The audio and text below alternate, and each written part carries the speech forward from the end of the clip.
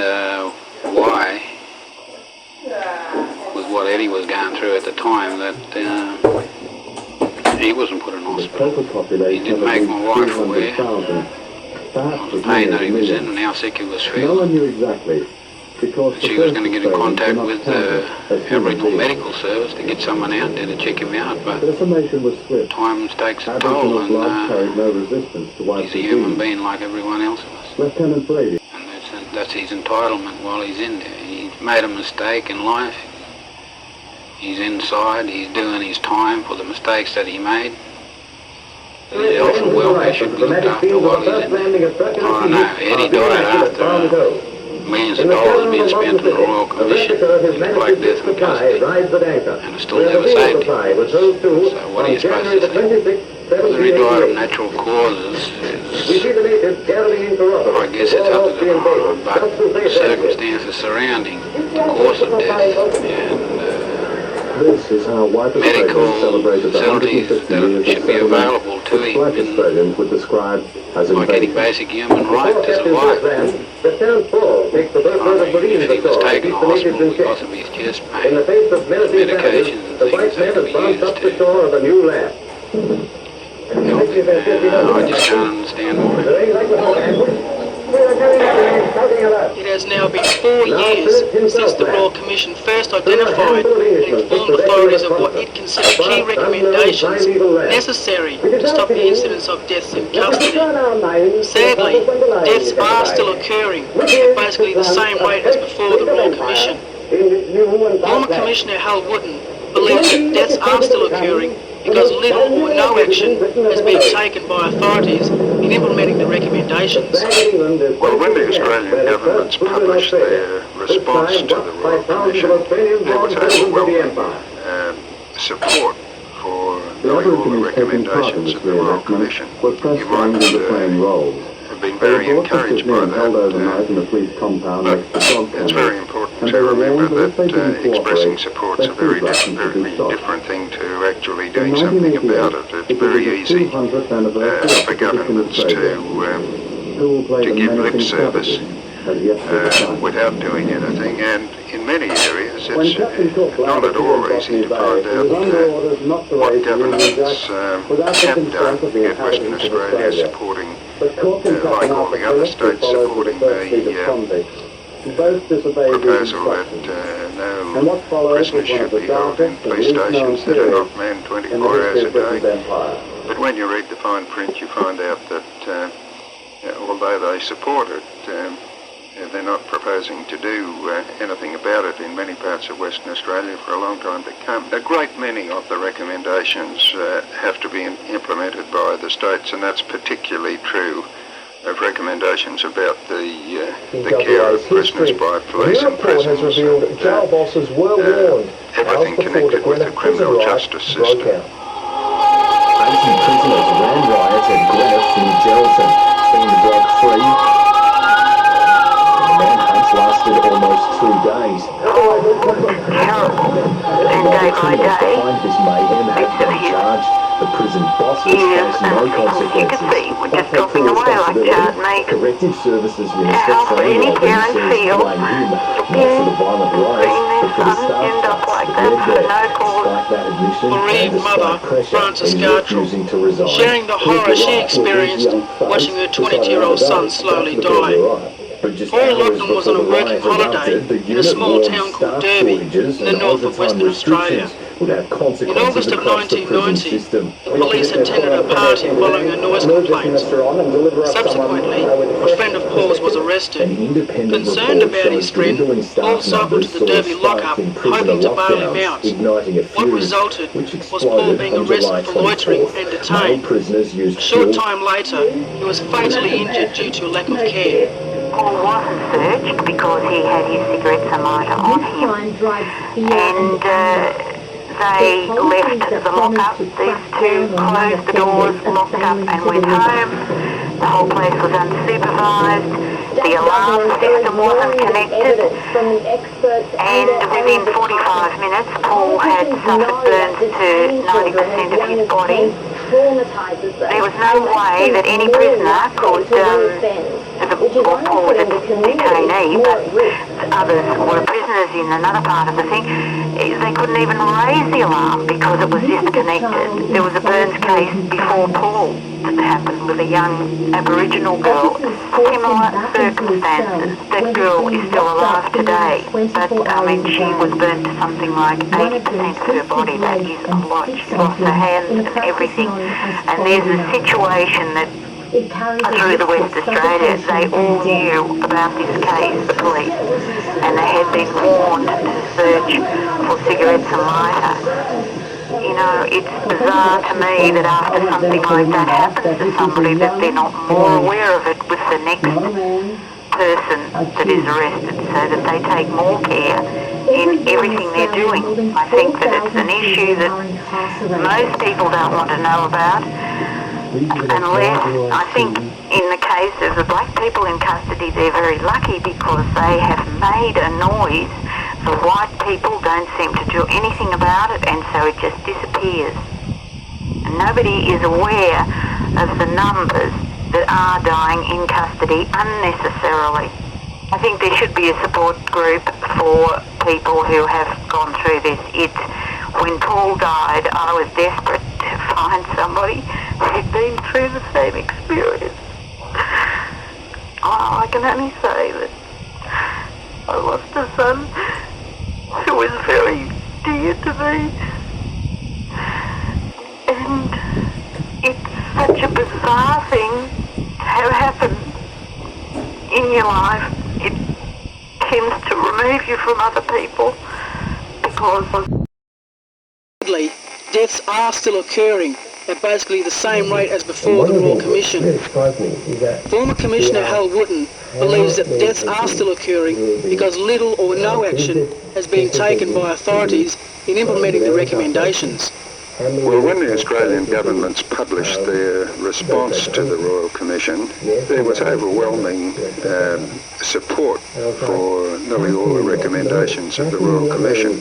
You might have been very encouraged by that, but it's very important to remember that expressing support's a very different thing to actually doing something about it. It's very easy for governments to give lip service without doing anything, and in many areas it's not at all easy to find out what governments have done. You get Western Australia supporting, like all the other states, supporting the proposal that no prisoners should be held in police stations that are not manned 24 hours a day.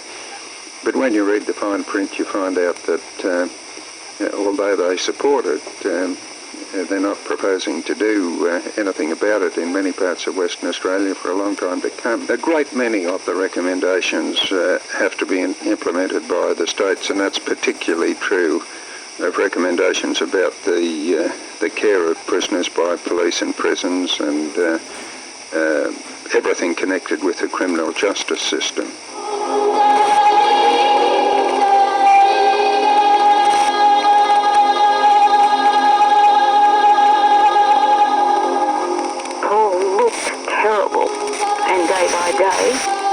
Bits of his ears and things you could see were just dropping away like charred meat. How could any parent feel looking and seeing their son end up like that for no cause? Bereaved mother, Frances Gartrell, sharing the horror she experienced watching her 22-year-old son slowly die. Paul Loughnan was on a working holiday in a small town called Derby in the north of Western Australia. In August of 1990, the police attended a party following a noise complaint. Subsequently, a friend of Paul's was arrested. Concerned about his friend, Paul cycled to the Derby lockup, hoping to bail him out. What resulted was Paul being arrested for loitering and detained. A short time later, he was fatally injured due to a lack of care. Paul wasn't searched because he had his cigarettes and lighter on him, and they left the lockup. These two closed the doors, locked up and went home. The whole place was unsupervised.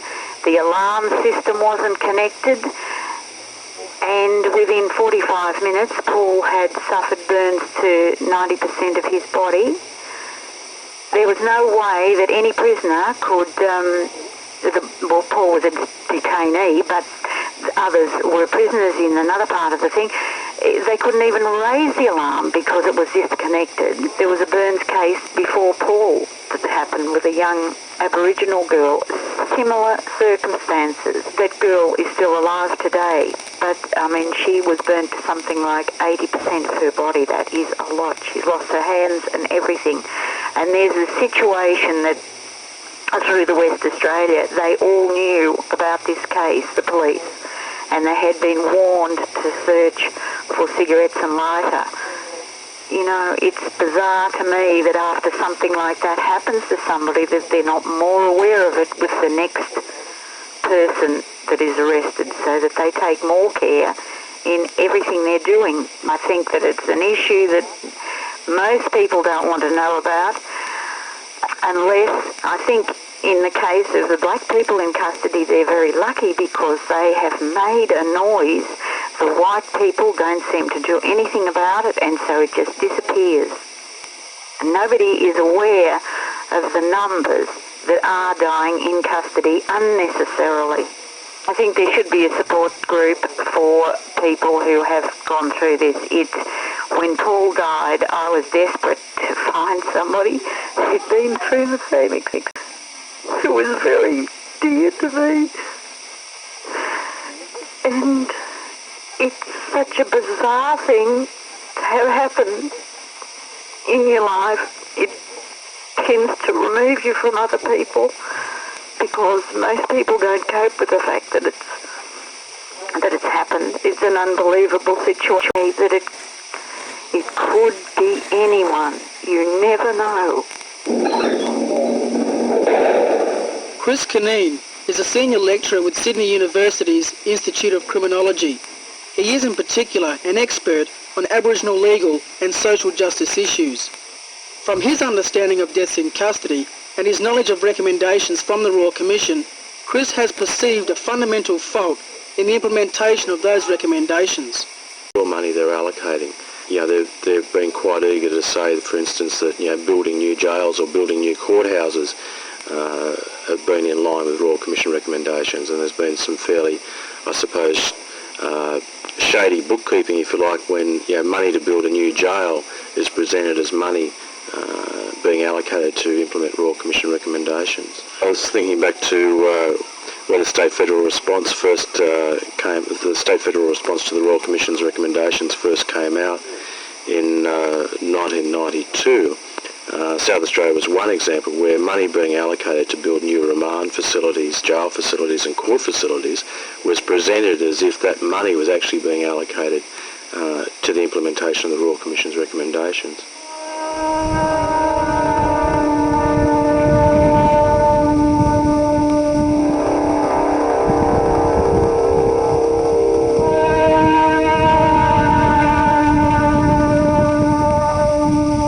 He wasn't an adult. He was not old enough to drink in a hotel. He wasn't old enough to vote. He wasn't even old enough to have the key to the door at 21. He was a child at the age of 17, a young adolescent at the age of 17. Christine McNeil lost her son in a prison while being on remand. Michael McNeil was found hanging in his cell late last year. After his body was found, a riot broke out within the prison. Alarmingly, the prison in which Michael died was being leased and operated by a private, profit-making organisation. The prison is built by the government and then leased to a private enterprise. And it just goes to show that anything privatised needs to have ways in which to make sure that their profit is at a level, and by doing so they actually cut their staff by 20% in the first 5 months of the opening of that prison. So by the time my son died on the 5th of November, he was the first person to die at Wakehole Remand and Reception Centre, that they only had 80% of the complement that they started with in staff. Government bodies in each state who contemplate having a privatised prison are really only passing the buck to a private company to take on the role of a prison and to do the job of the government. If a government prison was running, okay, it may have a bit of a red item on the ledger, it may be in the red, but a private company isn't allowed to be in the red. They have to always make a profit, and that's what a privatised thing does. So therefore, money comes before people. If it was a government organisation, they would have a lot of trouble in doing the same thing. I mean, they may try and do it, but unfortunately they wouldn't have the same effect as what a privatised prison does. The privatised prison, for the 10th time, is a prison that makes money. And how can you make money out of lives? How can you make money out of people? If by them cutting back the 20%, or cutting back 20% of their prison staff, they have to be somehow showing some effect in their custodial role in that position.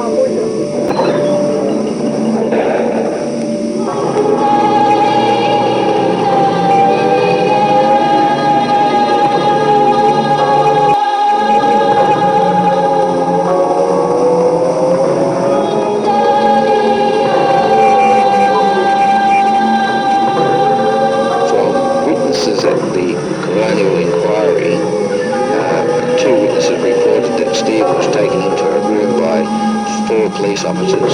Screams were heard coming out of the room, and when Stephen came out of the room, he had walked in there on his own. He had to be carried out by 4 police officers, and then he was put on the floor. Ray Tilbury, explaining some of the disturbing facts that have come to light since the death of his stepson, Stephen Wardle. Stephen's life ended in February 1988 in the East Perth lockup. He was apprehended outside an entertainment venue. It is unclear for what offence he was arrested that resulted in him being detained. The police informed the family that Stephen had died of a drug overdose. After 5 years, Ray and Roz Tilbury are still trying to piece together the puzzle that surrounds the death of Stephen. Well, the post-mortem showed that he had been beaten up. There was terrible injuries on his body that were visible to us at the mortuary. The internal organs were severely damaged. Stephen's lungs contained 3 times the normal amount of blood that you would expect to find in a person that died of a drug overdose. His spleen was enlarged, soft, and generally internal organs had been battered around, like he'd been given a thoroughly good punching in the belly or kicks, whatever you like. He had a large goose egg on his head, which was quite evident in the morgue. We found that, but it was reported in the autopsy, but there was no explanation how he could have got it. The pathologist said it was consistent with falling on your head from 6 feet high. Yet there was nothing in the cells to fall on because it was the distinctive oval-shaped bruise. There was a particular bruise on his wrist, the same shape as his head. And there was nothing in the cell that he could have fallen against. After the inquest, the family was still not satisfied with findings presented to the coroner. They wanted to know exactly what had happened to their son that night in February. The family managed to get a part of Stephen's brain tissue sent to an international expert in America.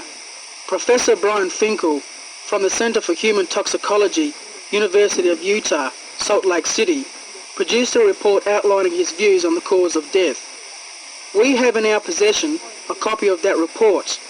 A key finding says, quote, "These results confirm that the deceased died from an acute overdose of propoxyphene.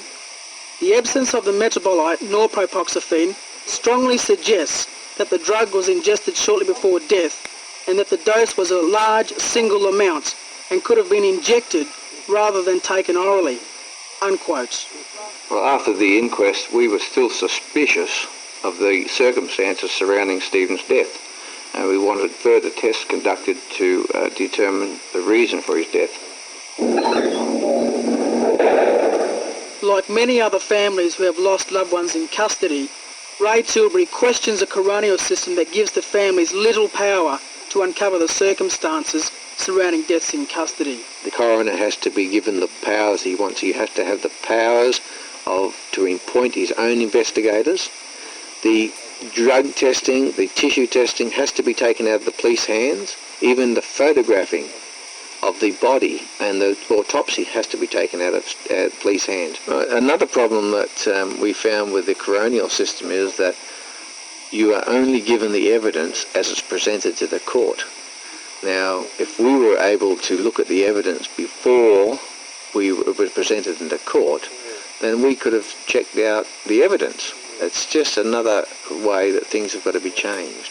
The people, the relatives of the deceased, must be given access to all the relevant evidence before the inquest begins. After spending millions of dollars on a Royal Commission into Aboriginal deaths in custody, and state governments supporting a vast majority of the recommendations, why are deaths in custody continuing to reoccur? Chris Kineen, Institute of Criminology again. The recent death in New South Wales in police custody at Macquarie Fells Police Station of Phyllis May showed at least an apparent breach of a number of the recommendations from the Royal Commission. Phyllis May had been sentenced to a term of imprisonment for possession of dope. It's certainly arguable that prison in this case wasn't used as a last resort.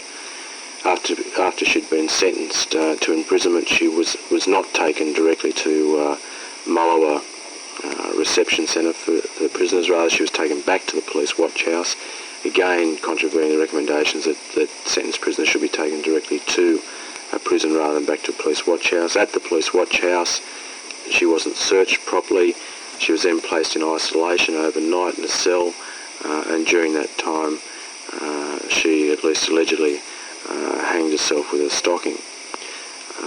Also during that particular trial, the Aboriginal Legal Service attempted to have the magistrate require a pre-sentence report on the defendant, and that pre-sentence report certainly would have shown that she'd been depressed in previous periods, and it would have shown the potential for suicidal behaviour. So given that particular case, I mean, you can see how a number of recommendations were just blatantly breached.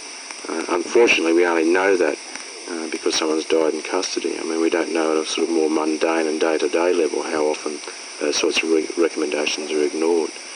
Another case, recent case in Queensland, death of Daphne Armstrong in the Brisbane Police Watch House. She was detained under public drunkenness legislation, which hasn't been decriminalised. She wasn't adequately assessed. She was sick. I mean, again, there's a number of basic recommendations that were breached. We then get to the coronial inquiry. During the coronial inquiry, all the police that were present in the watch house at that time refused to give evidence to the coroner on the grounds that it might incriminate them. The coroner allowed that, and that was the end of the inquiry. It's basically a very tragic replay of all the sorts of things that were investigated by the Royal Commission during the 1980s. The recommendations of the Royal Commission can be seen as accurate and practical guidelines to reduce the incidence of deaths in custody. Contrary to the perception created by the mass media, deaths in custody is not a black problem. It is the problem of a system that has lost focus with their duty of care. The anguish and heartbreak felt by the families, black or white, could have been avoided if governments had taken action in implementing. Expects to lose their child. You expect to lose your parents and their contemporaries. You even expect to lose your own generation. But you never ever expect to lose your child. It's against the nature of things. You expect to see them grow and prosper and have children. So however you lose a child, it's cutting off a part of the